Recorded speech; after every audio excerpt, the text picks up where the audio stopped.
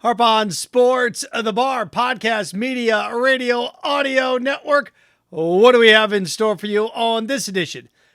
Keyontae's call, emerging situation with the former Florida Gator basketball standout who's missed a little over a year and a half, or missed over a year and a half with a heart ailment, now accused of sexual assault.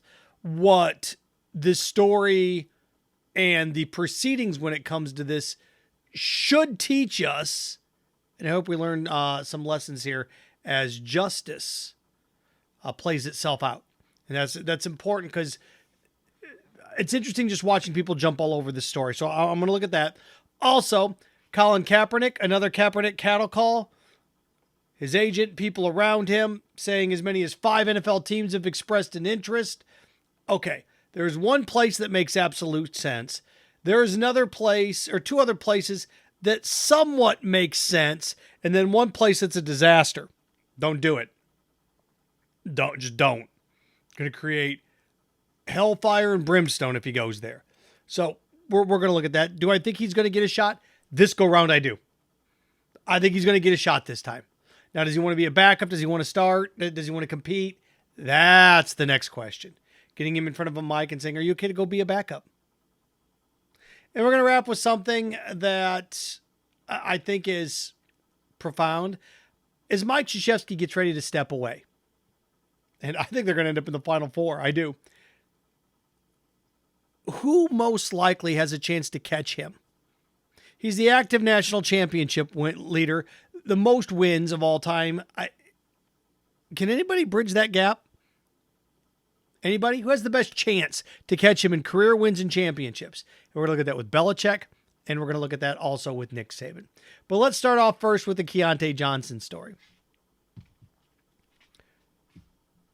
TJ Legacy, Cole, who I know, works inside the journalism department at the College of Journalism and Communication. I tip my hat to this young man because he nailed it. He has the story up. It's at WUFT.com. Sports Illustrated's picked it up. Multiple organizations have picked it up.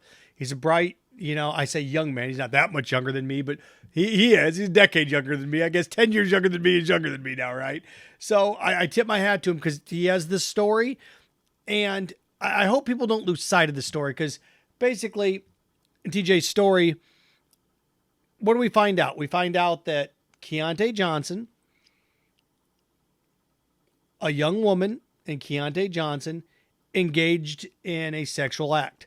The question is whether or not it's sexual assault. We know that she was inebriated. We know that he may or may not have been. We know that they had conversations over the phone that the police listened in on. We know that he continued to pursue her and she said no. There are many moving factors here, okay? Where I stand on issues like this, when I hear something like this, the Deshaun Watson case, the Ben Roethlisberger story, I'm going to go back even farther. I'm going to even, Kobe Bryant. I don't know what happened. I don't. It sounds like, according to the reports, that there's memory lapses, or not actually memory lapses, but memory gaps in here because so much alcohol was being drunk.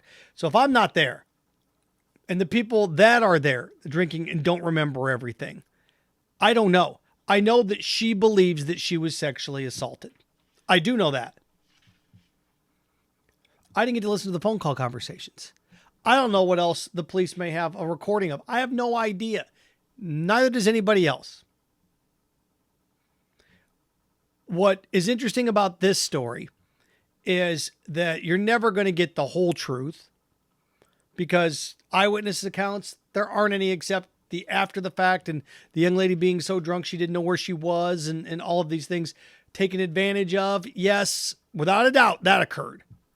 Without a doubt, this young lady was taken advantage of. There's no way ifs or ands or buts about that. The question is taking advantage of as opposed to sexual assault. I take a step back just because I watch how people become tribalized when it comes to stories like this. I went there and looked at the story, the comments when it posted this afternoon. Friday afternoon.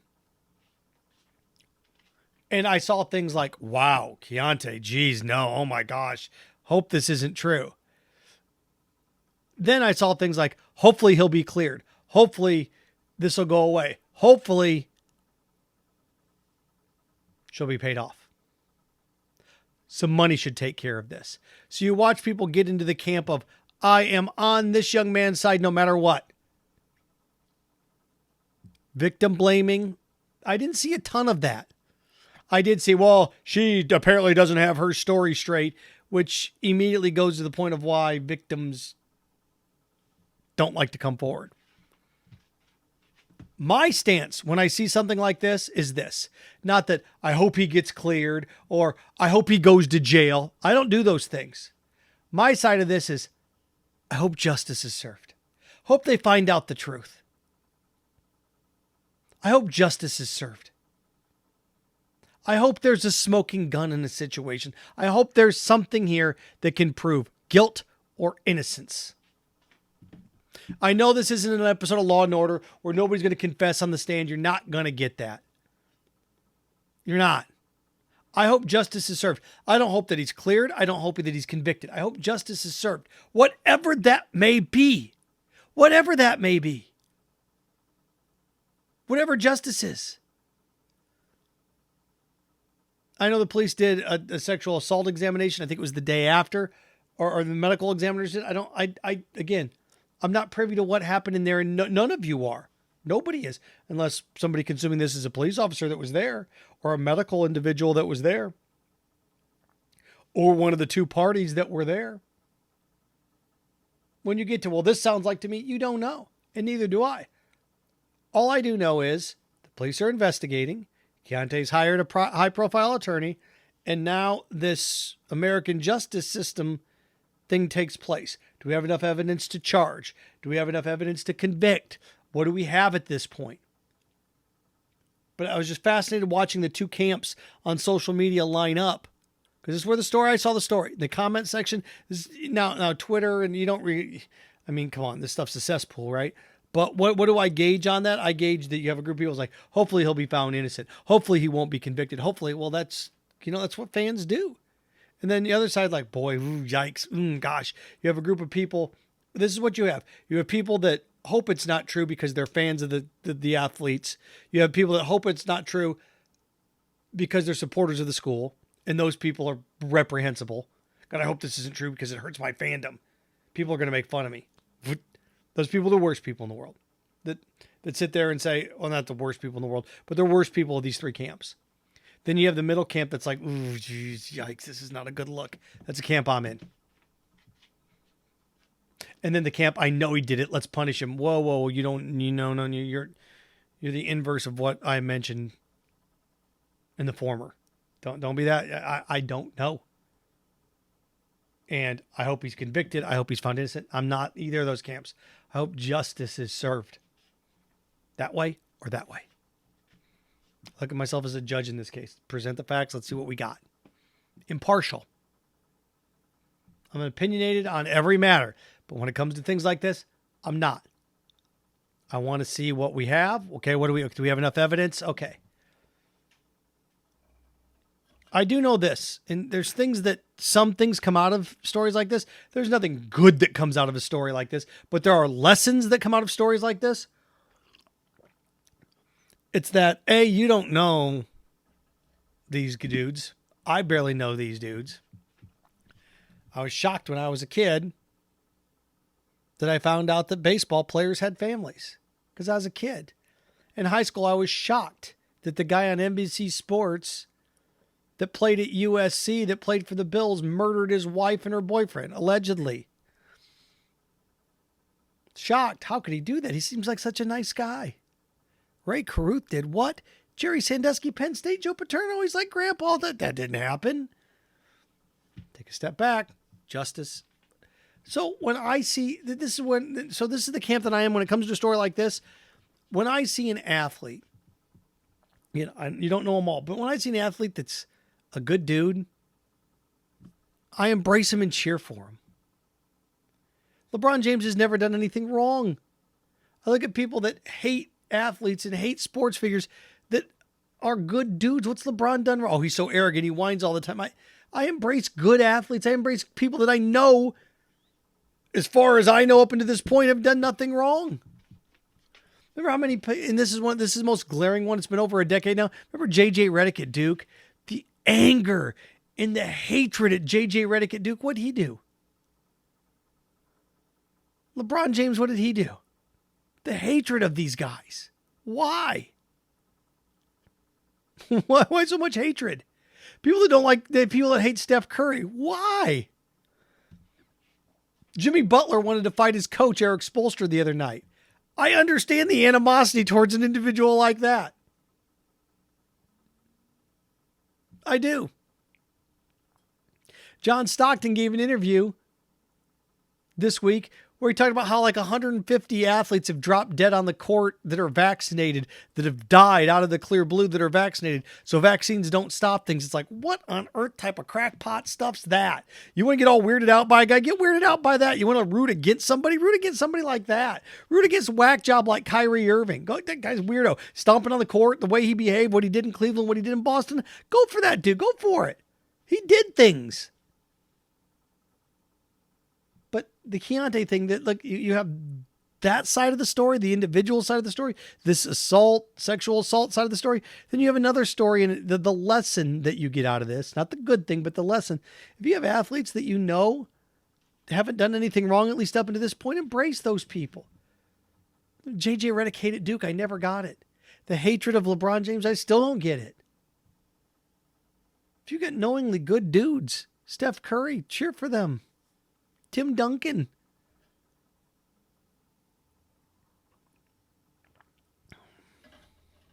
You got a bad dude. I guess booing and loving the bad dude. Professional wrestling. I mean, people do it in politics. But the Keyontae thing, again, it's so many different facets that you can pull away from a story like that. So many different things. Again, I don't hope he's acquitted. I don't hope he's convicted. I hope whatever justice is, it takes place. Okay. From that to this. Sticking with college basketball, because it is a college basketball player. Mike Krzyzewski. I think he's going to end up back in the Final Four. I do. I think they're going to end up back in the Final Four. And can they win it? Yeah, they can. I didn't think so a week ago. If you'd asked me a week ago if I thought they could win it, I'd have said no. Do I think they can win it now? Yeah, I do. I do. I think they can win it. Will they? Don't know. I do know that they're going to take on potentially St. Peter's. Could you imagine that if you had a Final Four with Duke and St. Peter's and Kansas, and I pick whoever else you want? Villanova? Imagine if you had a Final Four like that. Kansas and Villanova. Kansas, Villanova, blue blood. Or Kansas or Villanova, right? Blue blood. Duke, blue blood. And St. Pete's, whose colors are blue and purple like a peacock. It'd be bizarre. It'd be the ultimate like, whoa, what is this? Which would be kind of cool. It would be. I do know this, though. Mike Krzyzewski's got 5 national championships and over 1,000 wins. I was thinking about this. Mike Krzyzewski got 5. If he finishes with 6, he never got to John Wooden, fine. I was trying to think of active coaches that could track down Mike Krzyzewski, that could track down Nick Saban, that could track down Bill Belichick. The 3 coaches in their sports that have won the most. We don't really get all worked up with World Series titles, active World Series titles. I couldn't even tell you who the active World Series leader is. Is it Terry Francona with 2? I think that's who it is, right? So, NBA, who is it? It's Popovich, right? I don't. Who could catch Popovich? See, we don't. Spoelstra has 2. Who could? We don't do that in that sport. But I was sitting here thinking about it. Krzyzewski with 5, Saban with 7. Belichick with 6. Who has the best chance to catch any of them? Look, Jimmy Boeheim, he's 77. If he coaches till he's 80, he'll probably catch Mike Krzyzewski. Okay, He's never going to catch him in national championships. So I was trying to think, what coach has the best chance to catch him? Which one? Well, in terms of championships, the only one that's got a chance to catch him, the only one that's if Duke loses, the only one that I think that's active that's got a chance to catch him in the next 10 years would be Jay Wright. Jay Wright's won 2 national championships, but Jay Wright is 60. Coach K's 75, so in 15 years, can Jay Wright win 3 national championships if he coaches that long? There's so much money in TV now, nobody's going to coach that long anymore. You can go be a TV analyst and make more money than you make as a coach. Just as much or close to it. So Jay Wright would be the one. I think, well, Scott Drew's 51. You see Baylor winning 4 more championships. Can they recruit at that level there? Does he leave to go somewhere else? Does he get, Calipari's not going to get there. Who? They have to be somebody in their 40s that's had success. If you're talking about tracking down Mike Krzyzewski all time, oh my. People forget that Mike Krzyzewski was the head coach at Duke when he was in his 30s. Mike Krzyzewski was taking Duke to Final Fours when Mike was in his 30s. Now he's in his 70s. He's been taking Duke to Final Fours for 40 years. Mike Krzyzewski's been taking Duke to Final Fours for 40 years. So what coach is going to come along and take his team to Final Fours for 40 years and win 5 titles? It's somebody that you haven't heard of? I don't know. Could it be Shaheen at St. Pete if he ends up in the right job in the right place? Maybe. The only one that's got a chance to catch him in, Bam can catch him in total wins, and Jay Wright's the only one that's active right now that's got a chance to catch him in national championships. Tony Bennett at Virginia, maybe, but he's got 1. It was hard enough to get to 1. Can he get to 5?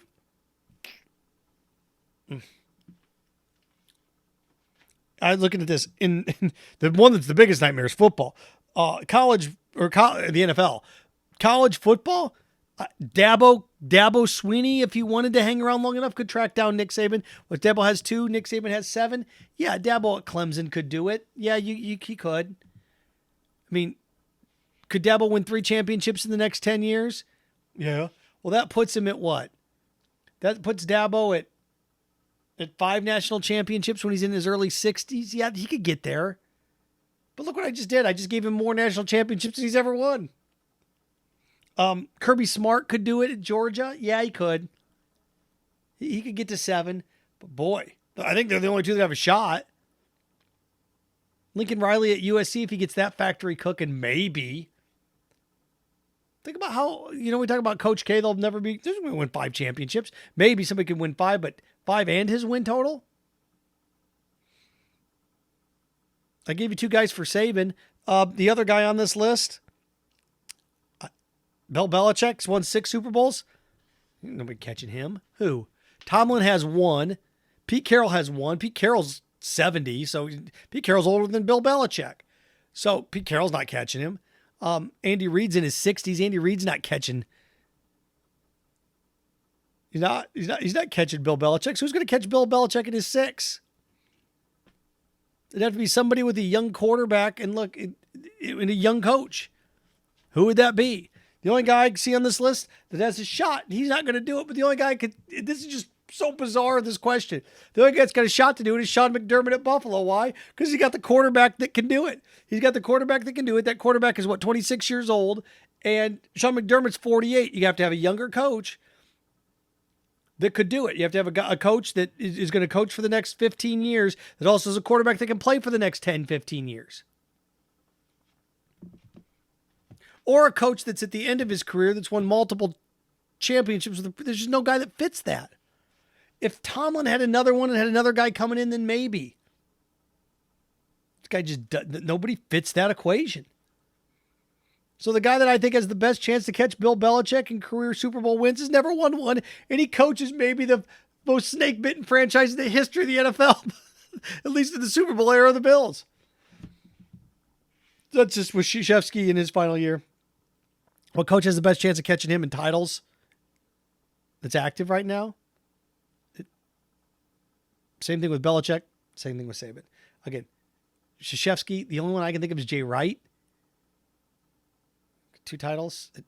60, though. But he's in a blue blood. He's in Philly. Saban, who got a chance to catch Saban in his 7. Kirby Smart and Dabo, who best chance to catch Belichick. Belichick's going to be the toughest one to catch. Got to get to 6. The only one I can think of is McDermott. He never won one just because he's younger. Josh Allen's younger. Younger as a head coach. He's 48. All right. You can say, well, Seth, about Sean McVay out in L.A. Yeah, but once Stafford's gone, that's a whole new thing. He's got the core. You have to have the quarterback. Think about that. Even if Andy Reid, who's in his 60s, win 3 in a row with Mahomes, he's got 4. He's still 2 away. So if he wins 3 in a row, which he'll never do. Fun question. We'll wrap with this. Colin Kaepernick. He is back in the news. Reports, as many as 5 NFL teams are interested. Interested is in, hey, man, you want to come work out with us? Or, hey, dude, come on, we're going to bring you in here and go through all this stuff. Don't know. And this is, I think he's got a better chance now than ever. He has been out of the sport for 5 years. He's 34. Colin Kaepernick's 34 years old. But there's one place that I think he's a fit. He can go play. And yeah, there'll be issues, but not nearly as many anywhere else. And that's with Pete Carroll in Seattle. I think that's the fit. I think that's the fit where he could play right away. Here we go. It's an extremely liberal city. It would work. If any city would work, it'd be that one. Now, where won't it work? Well, the one place that this is to start, right? He's going to be a starting quarterback. You can put him in a city like Charlotte, and that's going to be a damn mess because half that fan base doesn't like Sam Darnold. The other half is mad because they didn't trade for Deshaun Watson. And Colin Kaepernick comes into that powder keg. That's bad situation. Matt Rule's trying to keep his job too. No. The other place that they could put him that would be a colossal nightmare of biblical proportions would be Houston.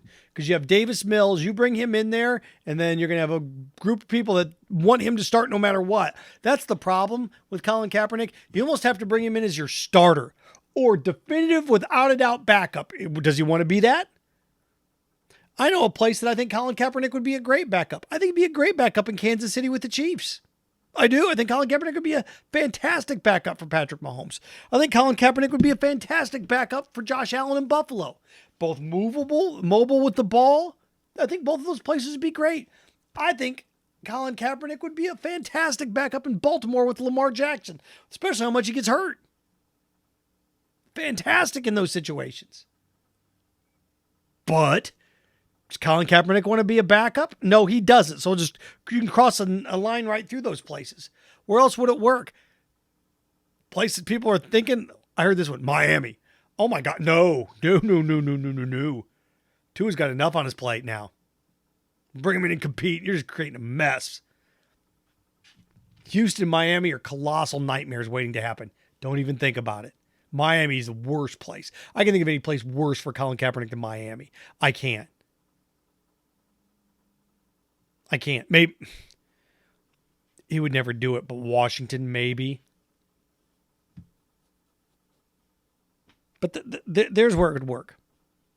Another place it could work too, but never would do it, would be Green Bay. They just don't have the money to do it. But again, it's Colin Kaepernick. What's he want to do? If he wants to start and play, Seattle's probably it. But he could be a backup in Kansas City. He could be a backup in Buffalo. You bet he could. Does he want to do that? No. Be a backup in Baltimore. If he wants to go, Miami's the no. Miami and Charlotte and Houston, no, but Miami, no way. Bring him in and let him compete with Tua, no. No, you have to be all in on Tua or you need to make a trade. How about the Dolphins trading away their 3rd round pick, their 4th round pick, their 5th round pick this year, and next year trading away their 1st round pick, their 2nd round pick, and their 3rd round pick, and the following year trading away their 1st round pick to try to go get Kyler Murray and just go for it all right now. But no, not going to do that. Going to roll with Tua. Because if it doesn't work out, you got 3 or 4 quarterbacks next year you can try to go get. And your receiving core is still young enough. Tyreek Hill's been in the league, 5 years? Waddle's been in the league 1, 2. You still have enough there to have a young quarterback to come and catch lightning in a bottle. So there you go. What a podcast, huh? A lot in there. Harp on Sports, The Bar, Podcast Media, Audio, Radio Network. Follow, share, like, subscribe. Down below. All the platforms. Harp on Sports Twitter, at Harp on Sports Instagram. If you haven't yet, follow, like, share. Harp on Sports Podcast, Buzzsprout, Spotify, Apple Podcast. Harp on Sports, the Facebook page. Harp on Sports, the YouTube page, The Bar. And, of course, harponsports.com. Go Broncos, Western Michigan, Frozen Four. The time of this podcast, 60 minutes away, going to play Minnesota, who won in overtime. Beat UMass, defending champions, right? So, Western Michigan or Minnesota. Winners headed to Boston for the Frozen Four. See if my alma mater can get there. Be kind of cool. And remember, stay clean, stay focused, stay strong. Frankenstein. Fun with your friends.